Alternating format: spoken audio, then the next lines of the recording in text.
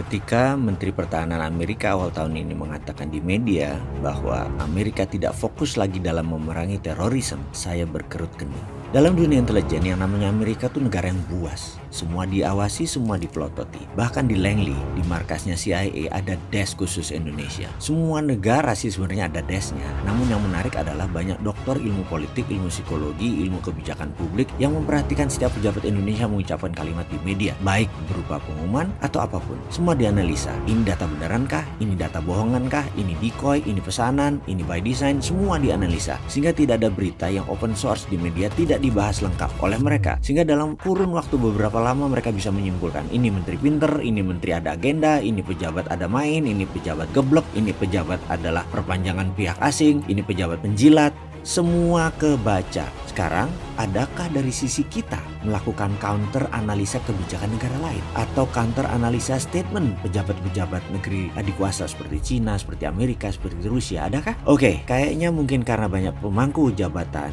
yang kurang paham geopolitik, jadi lupa mengurus hal beginian. Counter analisa kebijakan negara lain. Atau mungkin karena banyak pejabat belum ikut Lemhanas, jadi urusan bela negara begini nggak terlalu dipikirkan, kurang nyandak. Jadi ya sudah, biar saya yang sontoloyo ini saja yang parno. Saya berkerut kening atas pernyataan Menhan Amerika tadi. Dan biarlah saya sendirian yang nanggung parno. Berat loh sebenarnya nanggung parno itu. Lebih berat dari nanggung rindunya Dilan. Sekali lagi, saya hanya kurius. Mengapa dia mengatakan Amerika tidak fokus di masalah terorisme? Dalam kalimat itu, maknanya apa ya? Saya coba menelaah. Menhan mengucapkan kata-katanya begini, US no longer focus on terrorisme. Lama saya menganalisa dan merenung, lalu saya menangkap sesuatu. Klik, seakan-akan ada suara di kepala saya. Amerika tidak lagi perang melawan teroris. Bukan. Kalimatnya artinya begini, Amerika tidak lagi pakai instrumen terorisme di dalam menegakkan hegemoni militernya sebagai polisi dunia. Itu arti kata-kata Menhan Amerika yang sebenarnya. Saya baru paham sekarang. Ini artinya mereka sekarang menggunakan apa ya? Konfrontasi perang terbuka kah? Perang cyber kah? Perang informasi kah? Perang biologi kah? Perang dagang kah? Perang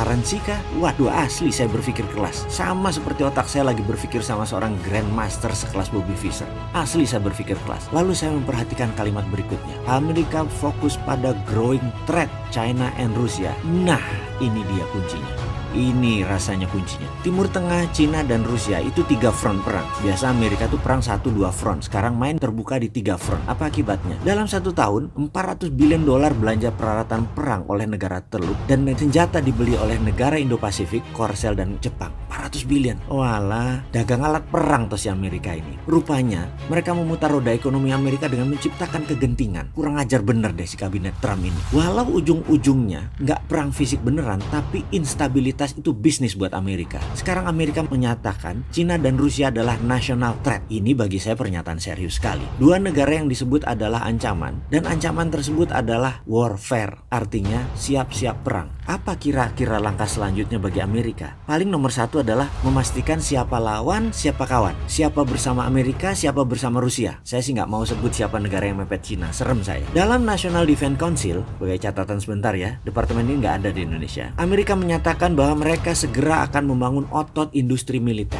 lalu membangun instabilitas dunia, lalu membangun kepanikan dan kecemasan, lalu konfrontasi. Dan itu adalah business as usual. Kurang ajar nggak tuh? Perang adalah bisnis. Gila nih Amerika. Sambil memperhatikan berita, mata saya melirik di meja saya. Ada bundelan buku yang baru saya baca separuh. Bukunya berjudul China Private Army. Tagline di bawahnya, Protecting the New Silk Road. Di sebelahnya ada artikel yang baru saya selesaikan. Artikel tersebut judulnya New Tiananmen Policy, A Secret Meeting That Changed China. Benar, China adalah negara yang sukses melakukan smart power dalam hegemoni ekonominya mereka. Mereka menggunakan economic warfare, bukan pakai military warfare seperti Amerika. Cina pakai economic warfare. Sangat halus mainnya dan tidak terasa. Salah satu strategi Cina adalah memainkan export debt dan debt trap. Mudah-mudahan Indonesia nggak kena efek mainnya negara besar itu. Kan semua pejabatnya pinter. Pasti aman Indonesia. Ini hanya si Sontoloyo aja yang parno.